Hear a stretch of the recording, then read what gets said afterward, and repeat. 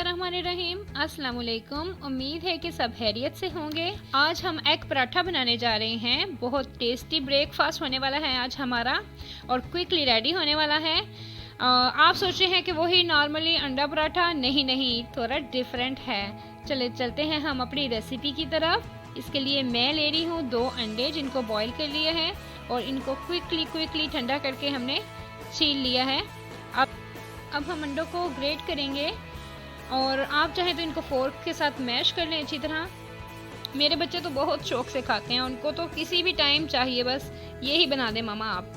जी देखें, अंडे ग्रेट हो चुके हैं और अब हम इसमें अपना बाकी मसाला ऐड करेंगे।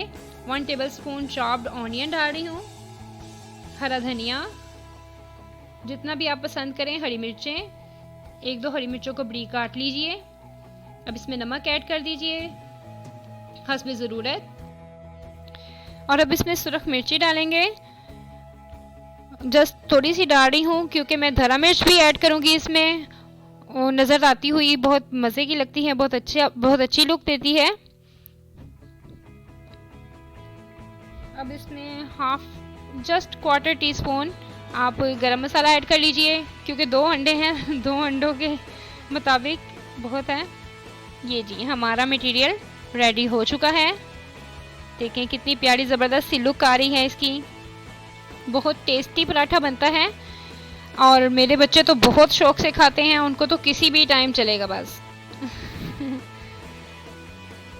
जी अब हम बिल्कुल इसको इसी तरह रोटी में फिल करेंगे जिस तरह आलू वाली या मूली वाली रोटी बनाते हैं तो उसकी फिलिंग करते हैं, बिल्कुल उसी तरह।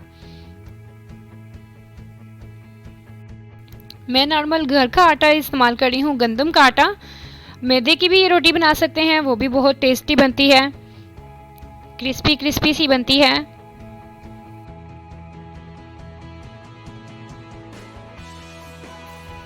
जी अब हम इसको फिल करेंगे मटेरियल को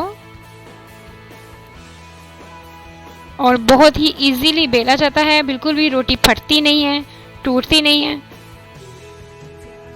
किनारों से अच्छी तरह प्रेस कर लीजिए क्योंकि मटेरियल बाहर ना आए।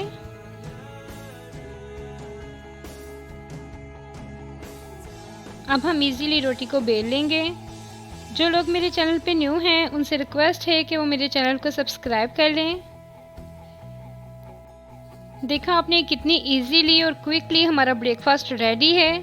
आप भी ज़रूर बनाइए और इन्जॉय कीजिए और मुझे कमेंट्स में ज़रूर बताइए कि आपका ब्रेकफास्ट कैसा रहा अंडा पराठा के साथ। आप मुझे इजाज़त दीजिए, अपना ख्याल रखिएगा, मुझे दुआओं में याद रखिएगा।